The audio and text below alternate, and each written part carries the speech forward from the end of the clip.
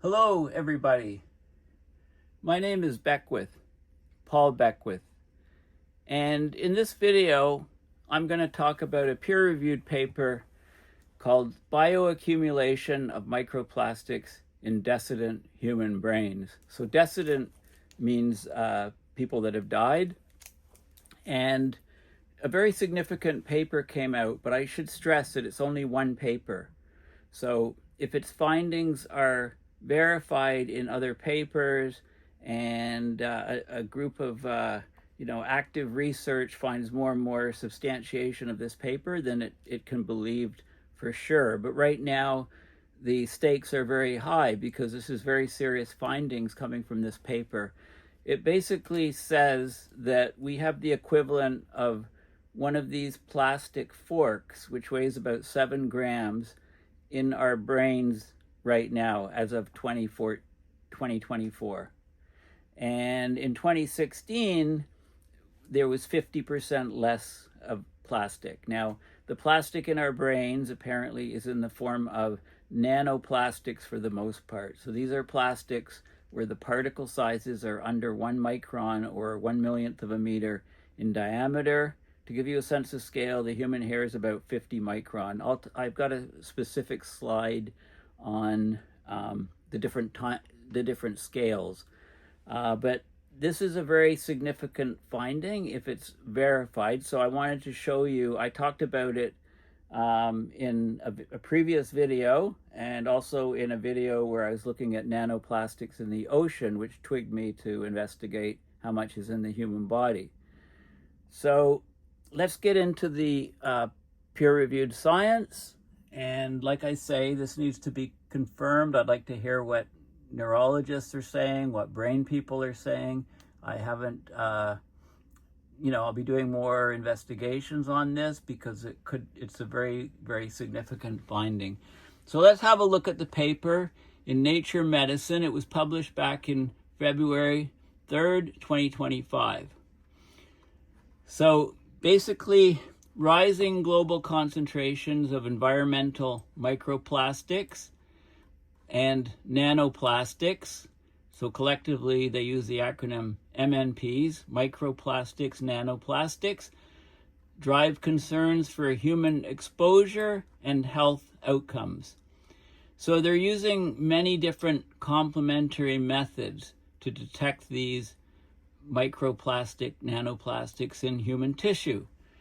And that includes things like, and I'll talk briefly about some of these methods, pyrolysis, gas chromatography, mass spectrometry, attenuated total reflectance, Fourier transform infrared spectroscopy, FTIR for short, and electron microscope. So they're using a whole bunch of different methods to try to measure these micro and nanoplastics in human kidney, liver, and brain of people that have died. The MNPs in these organs, the contamination of plastic in these organs is mostly polyethylene. There's a lesser but significant concentrations of other polymers, of other types of plastics. Brain tissues have higher proportions of this polyethylene compared to the composition of the plastics in the liver and kidney. Electron microscopes verify the nature of the isolated brain MNPs, which are mostly nanoscale, shard-like fragments that they're finding in the brains of deceased people. And the concentrations in these tissues is not influenced by age, sex, race, ethnicity, or cause of death. The time of death, 2016 versus 2014, was a significant factor, a lot more in 2024 versus 2016, in both liver and brain samples.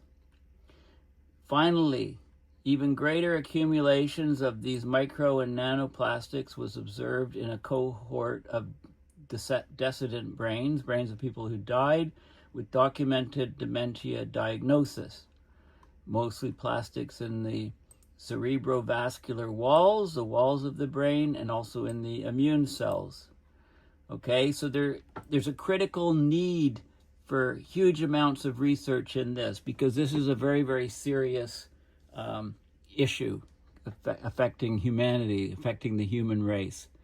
We need to understand the routes of exposure, the uptake, and the clearance pathways. So exposure, where it goes, is it cleared out at all? Does it just accumulate in one direction, increasing concentrations, or is there some way it's cleared out of the human tissue, including the brain? Potential health consequences of the plastics in human tissues. Okay, so this is a very, very crucial study. Okay, and before I get into the rest of the study, I want to go over some definitions. So, of course, decedent is a person who has died. Okay, pyrolysis, gas chromatography. Pyrolysis is thermal degradation or heating, flames. You use a flame to break apart a material, and then you use a gas chromatograph to analyze the composition. So the material is gasified, and then the gas chromatography analyzes the composition of each different component. So it's a way of analyzing materials. The mass spectrometry, you measure the mass to charge ratio of ions. You ionize molecules. Okay, so you create the ions from the molecules, then you separate them using magnets, electromagnetic field based on the mass to charge ratio. So it allows you to measure the abundance. Another way of analyzing materials to determine that it's actually plastics in the tissue. FTIR, Fourier transform infrared spectroscopy. You look at the infrared spectrum of the absorption or emission. So you vaporize some of the material, and you look at the infrared spectrum to identify the material. These are all diagnostic methods. And then electron microscopes are it's a beam of electrons. You visualize incredibly small objects, far smaller than what you can see with light microscopes. So there's two types. There's transmission electron microscopy and scanning electron microscopy. Okay, so there are a couple differences. The polyethylene is the plastic, PE. It's the most commonly produced plastic. It's a polymer. It's primarily used for packaging, plastic bags, plastic films, membranes, containers, including bottles, cups, jars. As of 2017, over 100 million tons of polyethylene resins were produced annually. That's about a third of the total plastics market. And, it's C2, it's carbons and hydrogens. It's a fossil fuel product, C2H4N.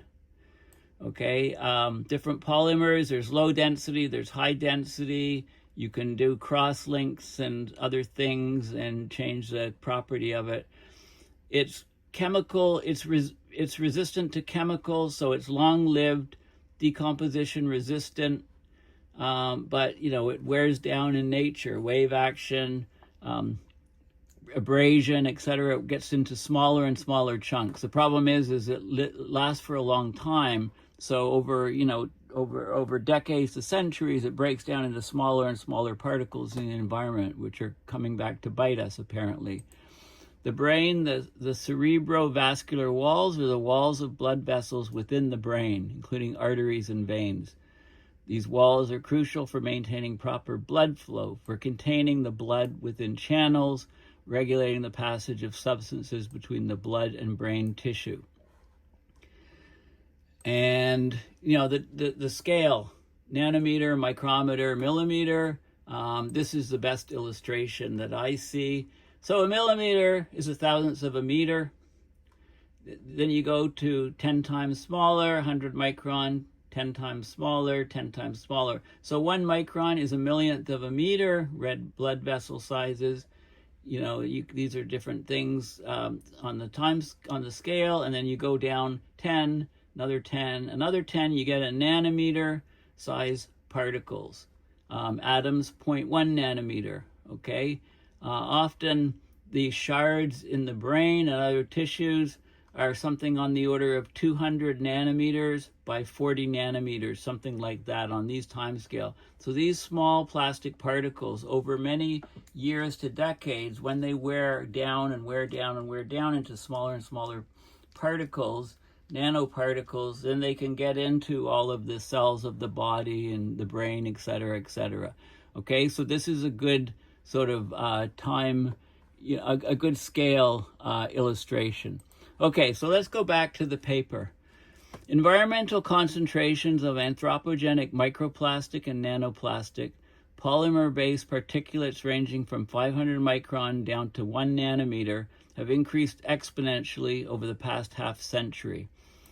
Okay, and I've talked about in some previous videos about, the advent of plastic production increasing exponentially from about 1950 onward. The extent to which these MNPs cause human harm or toxicity is unclear, but recent studies show that there's increased inflammation and risk of future adverse cardiovascular events when they get into heart muscle, etc. Okay, of course, you can do exposure studies.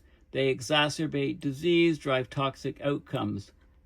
But the concentrations are unclear for humans where they actually cause different problems.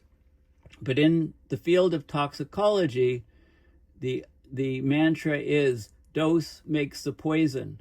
So in other words, as you get higher and higher doses, then it becomes harmful to humans. And it's the dose that's all important. Okay, so it should be expected that these micro and nanoparticles in human tissues are a problem and cause health issues. And at higher and higher levels, the risks are higher and higher and higher. Okay, now visual microscopes and spectroscopy methods have identified particulates of plastic in organs like the lungs, intestine, placenta. I mentioned the testes.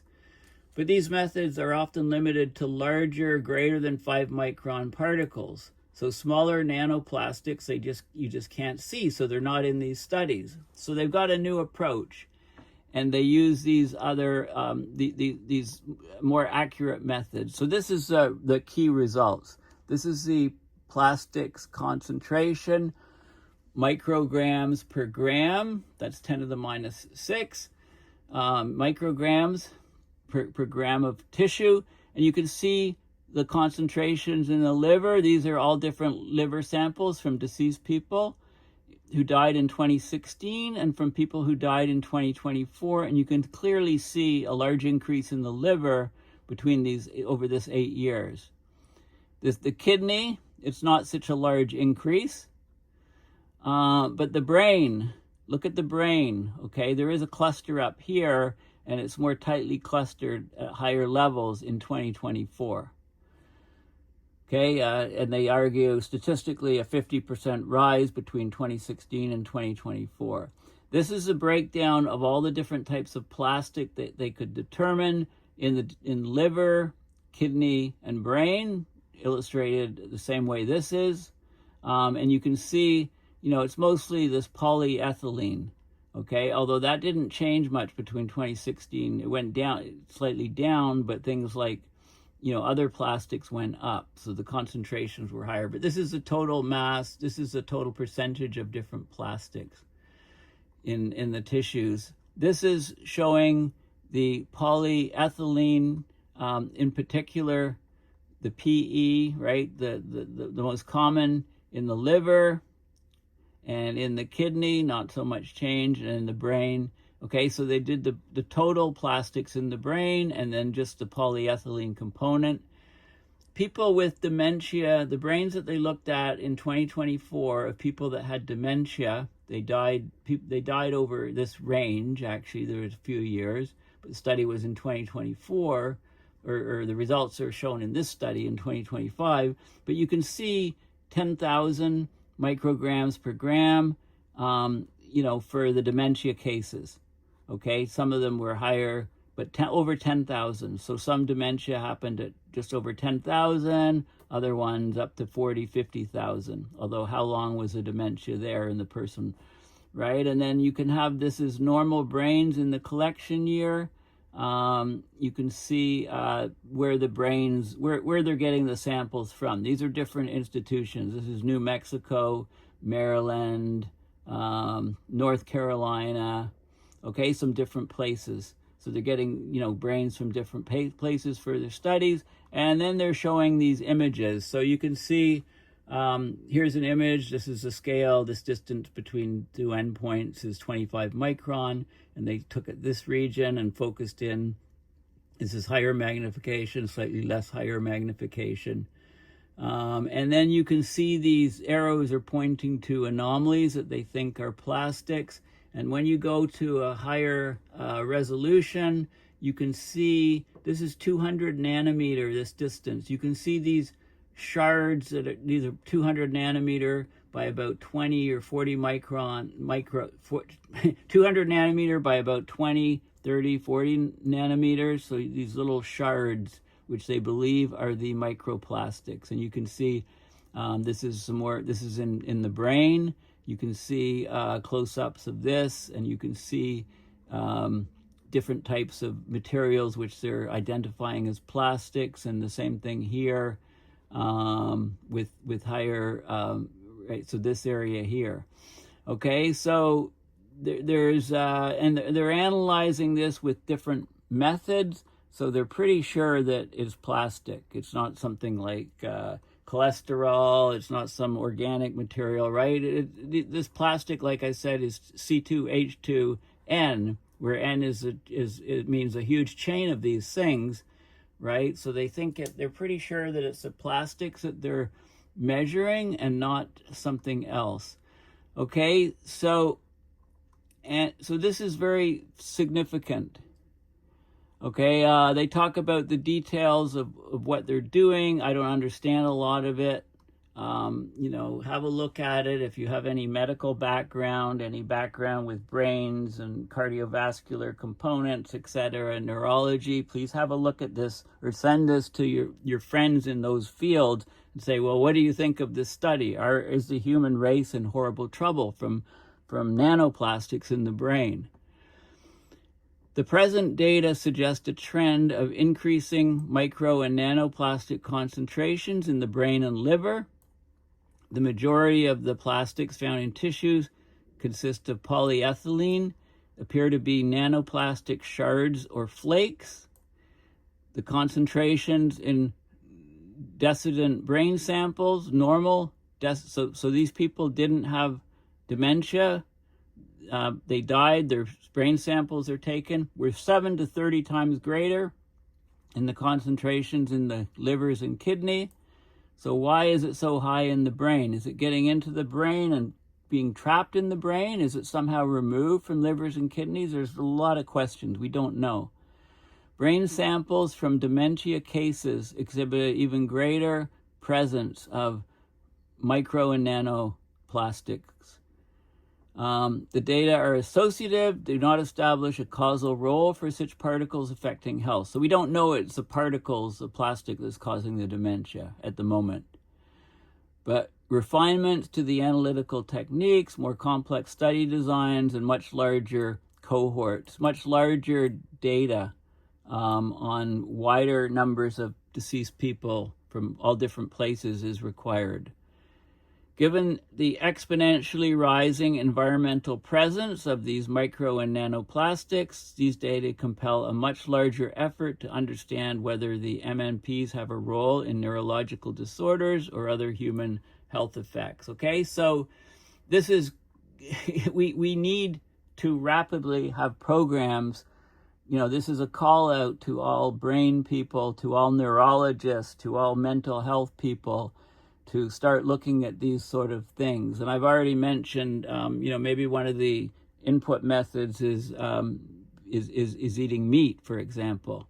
Maybe this will drive everybody in the world to become vegetarian if it's actually the biggest source of these plastics is from meat, or change the way that the meat is processed in the whole livestock industry, etc.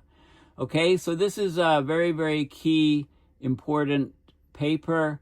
Very, very key findings. But again, I have to emphasize that it's one paper, okay? If it's in fact true, and we have the equivalent of one plastic fork of plastic, 7 grams in our brains right at the moment, and the dementia patients let's go back to that image here.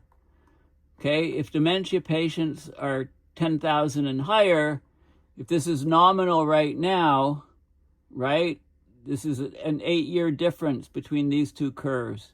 Another 8 years, another 8 years. Are we going to have most of the population becoming demented, right, because of plastics in their brain when we cross these thresholds, right? I mean, these are key questions to ask. These are obvious questions to ask. So maybe, you know, we're worrying about climate change and nuclear war and all these other things, and you know, in the not so distant future, people won't worry about these things anymore because they'll all be either demented or, you know, is plastics coming along. So surely, you know, we need to treat this extremely serious. And you know, if it's one fork right now is not making you demented, what about 2 forks in your brain? What about 3 forks in your brain? What's the threshold of the number of forks in your brain before people become demented, right? People suffer from dementia, right? These are all crucial, pressing questions. So I cannot emphasize the importance of this study enough, which is why I'm doing yet another video on it. Okay, so it's very, very important. My background isn't, I mean, I know something about the physics of these different techniques. I've used some of them myself. I've done infrared spectroscopy, for example, back in university. I've done FTIR stuff.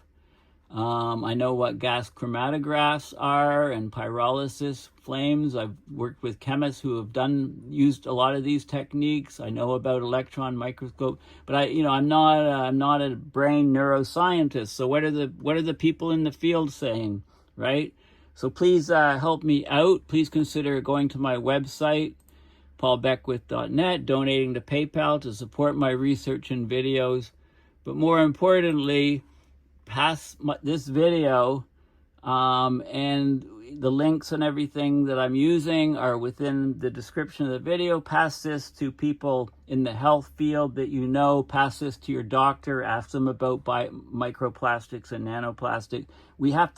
Time is very, very important, because as you can see, this curve is rising rapidly, and it's approaching a level where a lot of people had dementia when their plastic concentrations were above this level up here, 10,000 micrograms per gram. Okay, so this is very, very key and important stuff. So please have a look at it and share this video and help me spread the word. We need to ask what is going on with these microplastics and nanoplastics in our brain. So thank you for listening, and bye for now.